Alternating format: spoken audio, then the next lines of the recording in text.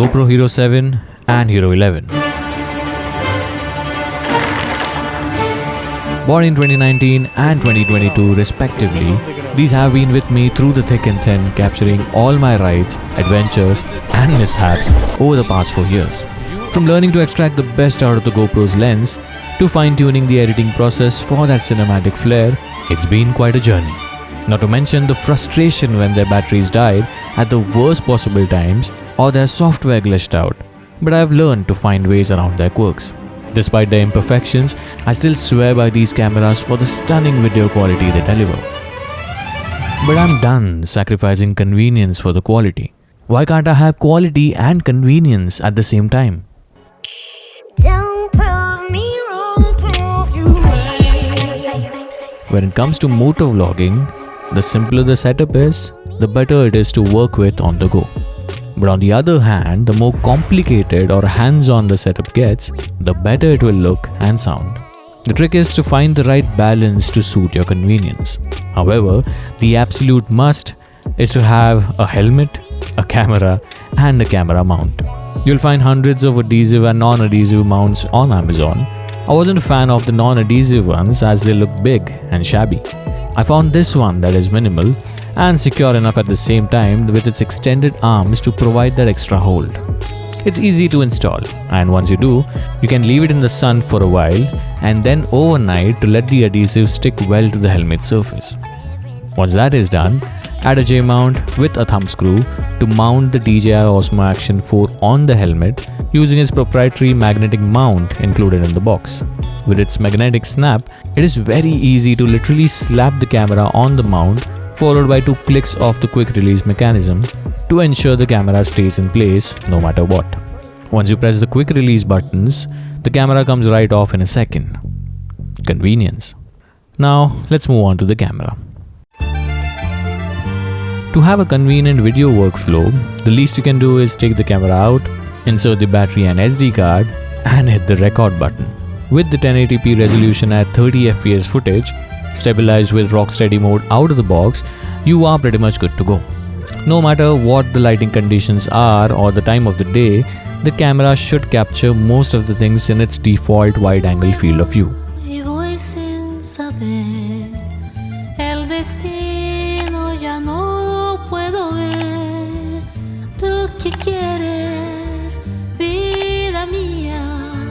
Once you go into the settings, the first thing to change is the FOV, meaning the field of view, from wide to ultra wide, to give it that super wide POV kind of a look. Not only does it capture the most possible area at 155 degrees, it also gives an illusion of speed along with an immersive first-hand perspective of riding a motorcycle. You can notice the difference it makes by changing this setting itself.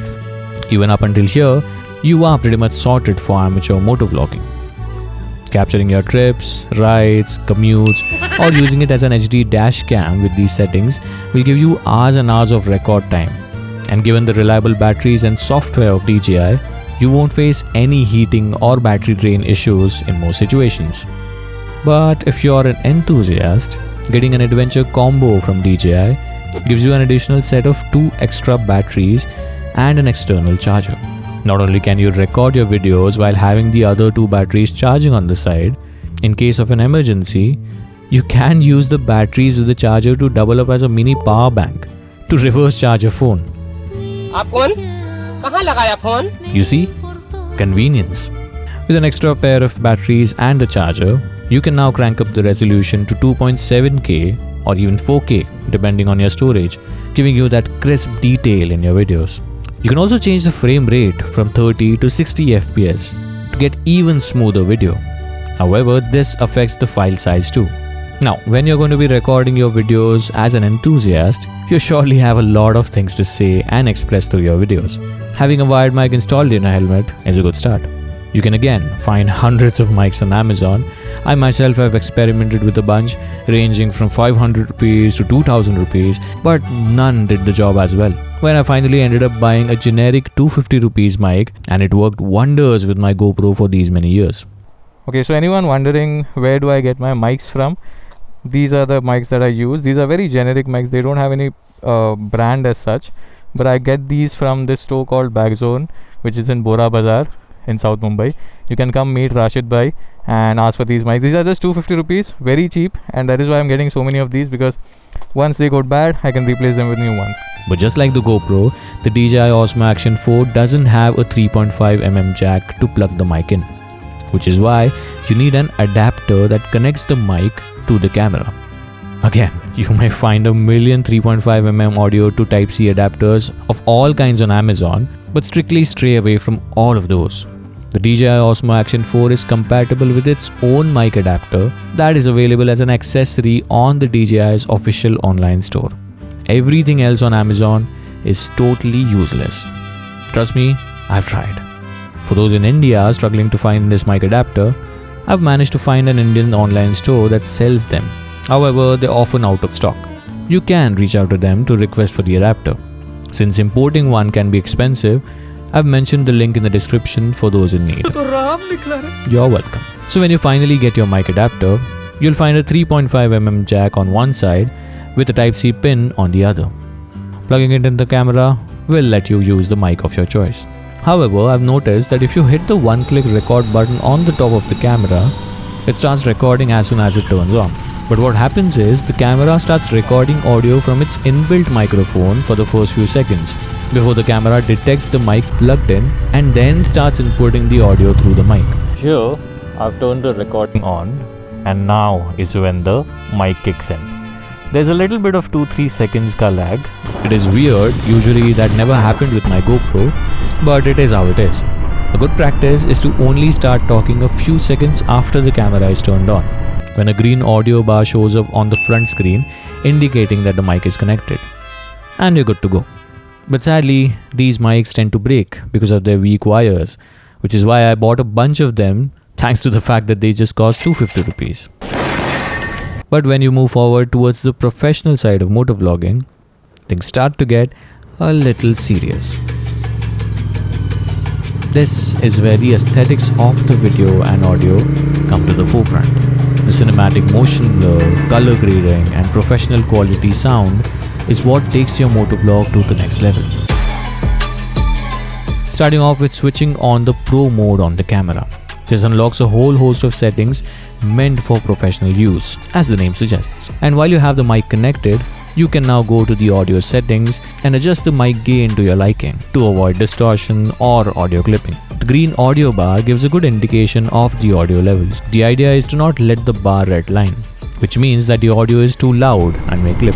Right now I'm at audio gain at -10, which is very low, but you can see how sweet and nicely contained my voice levels are. And of course, the exhaust note is sounding pretty sweet as well at the back. Moving on to the video settings. Now here's where the hands-on and complicated part starts. Starting with the exposure, which is set to auto by default, you can switch it to manual to control the ISO and shutter speed of the camera. What? Let me explain.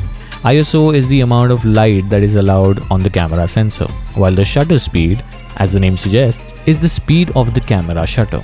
Depending on the time of the day, the lighting situations, and your video frame rate, you may have to tweak your exposure settings to get that sweet motion blur in your video. For example, on a bright sunny day, I would set my ISO at its least at 100. And if I'm recording at 30 fps, in order to get that motion blur, the shutter speed needs to be set at double the frame rate, that is 1/60. If I feel a little adventurous and want a smoother 60 fps video, the shutter speed will be set at 1/120. But once I have these settings done, the video suddenly starts looking overexposed, blown up and washed out, which is where I'll need an ND filter on my lens. Now, what's an ND filter? These are basically sunglasses for your camera to compensate the overexposed image. DJI has a set of 3 filters: ND8, ND16 and ND32. The number, of course, denotes the intensity of the filter. On the brightest days like this, I'd prefer the ND32. And voila! I have a properly exposed video with that sweet looking cinematic motion blur.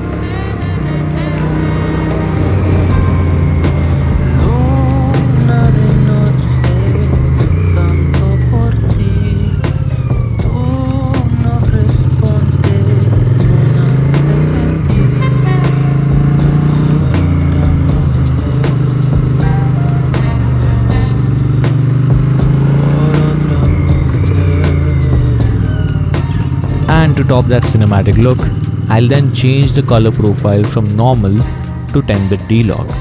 This gives the video a completely flat and low contrast look to be later tweaked and color graded while editing, which is always better than having the normal color profile with popping colors and contrast. It's just like how you can't control the sweetness of the coffee if it's served with sugar in it. Having no sugar in the coffee gives you the control to add flavors as per your taste right before you have it. But regardless, never add sugar in your coffee, guys, please. If you do, you're just drinking coffee flavored milk. Also, if you're still listening to me, don't even add milk. Just have pure black coffee, man, because that's how it's supposed to be had. I'm not interested, yaar. When shooting at night, there's hardly much you can do on an action camera. But thankfully, DJI has better low light performance than what I've seen on my GoPros.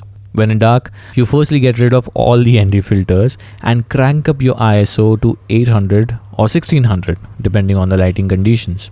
If it's too dark, you may have to go to ISO 3200, but then you'll start getting very visible grains in the footage, which defeats the purpose.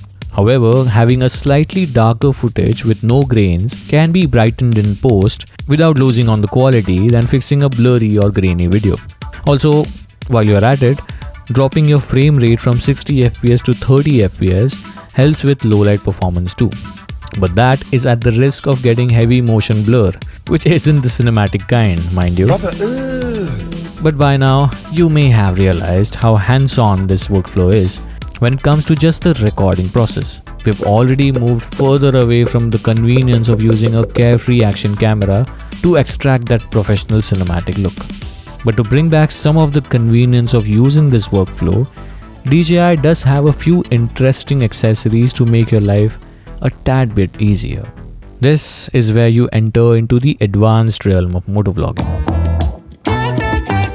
Here I'm assuming you have no budget constraints and are willing to spend some more for the convenience and ease of use. Starting off with the most important and useful upgrade.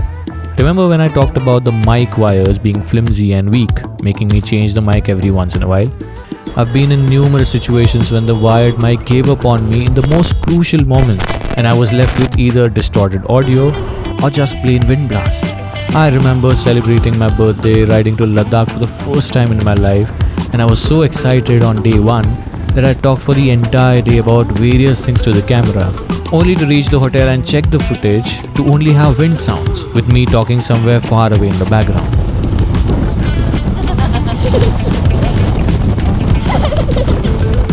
It was devastating. To not have to worry about cables and wires and them giving up on you, why not have a completely wireless and minimal setup?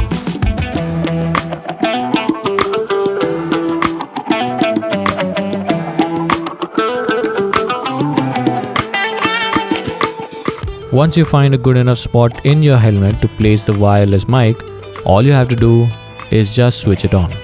Since I have two mics placed in my helmet already, one wired mic and the other off my Cardo intercom, I thought I'll clip the DJI mic on the chin curtain for the time being. After having the mic and the camera paired with each other, you switch them on together and in a few seconds, the camera wirelessly connects to your mic. Just like the wired mic, you get a green audio bar at the top to check your audio levels, which you can then adjust to your liking in the Pro audio settings. But the party trick of having a wireless mic setup is that while I can keep talking on the mic, I have the luxury to stick the camera anywhere on the bike or myself, like I have here on my chest using the DJI chest mount, where the wire from my helmet obviously can't reach to plug in the camera. This allows me to have various different POVs to experiment with while the audio comes right from my helmet, as crisp and clean as always. And that is an absolute game changer. So another party trick that I've got is, right now my mic is connected wirelessly, right? So I can literally take my camera off my helmet and I'm still recording with the mic nicely attached to my helmet. I've never genuinely felt this confident on this bike. It's all thanks to these new tires, dude. The purpose of this was to in fact flaunt the fact that I can talk while I have my camera clamped onto the front. But yeah, quick tip. Always make sure to check if you have your mic firstly powered on and secondly paired with the camera. Because oftentimes the mic doesn't connect to the camera when you switch it on, and you end up with nothing else but wind noise with you talking somewhere far away in the background like a moron. You're welcome. Another interesting accessory from DJI is this remote controller. No one ever knows. Which, as the name suggests, lets you control your camera remotely. Once paired, you can start and stop recording with one click. This helps when you're recording various POV shots with the camera on your motorcycle without having to reach the camera itself and just clicking the button on your wrist. Convenient. So this is pretty much how I try to shoot my videos. However, I also switch my workflows from advanced to professional to enthusiast to even beginner level, depending on the circumstances and shooting conditions. In short, depending on the convenience. And now with DJI, these videos will bump up substantially in terms of quality and aesthetics. But when it comes to the editing workflow, I will have to make another elaborate video explaining how I did my videos and really utilize the potential of the 10-bit D-Log video from the DJI Osmo Action 4. Please leave a comment if you want to know and watch that video, and I'll make that happen soon. I'm absolutely impressed by how DJI has managed to pack in such quality with convenience, especially when coming from years of GoPro use. And not just that, the fact that you can switch from completely professional and cinematic workflows to all the way down to a bare bones beginner level point and shoot camera shows how far we've come with action cameras. It's not just about the workflow, but even handy features that make your life easier, like the magnetic base that sticks to metal surfaces and doubles up as an invisible mount, or the little red stripes on the battery door to make sure you have it locked in place, or the quick charge battery that doesn't overheat as fast or as frequently as the GoPro's batteries do, or even the easy user interface and software of DJI. For example, when you hit the one-click record button, it immediately boots up the camera and starts recording. And when you're done, you hit the same button again and it stops recording, but it gives a 3-second buffer for you to decide if you want to start recording again or let the camera turn off, as opposed to GoPro that immediately turns off after you hit the stop button. It's little features like these that make your user experience that much more convenient and hassle-free. And only when you have to work with the camera for longer periods of time is when you appreciate such thoughtful tweaks. Where the GoPro undoubtedly performs very well in terms of video quality, the DJI Osmo Action 4 does all of that while giving you an incredibly smooth, reliable and hassle-free user experience. And mind you, DJI has managed to reach here in just the 4th generation of the action camera. Running on the 12th generation currently, GoPro does have a lot of catching up to do. Nevertheless, whoever does well, it's us, the customers and enthusiasts, that win at the end of the day. Thank you for watching.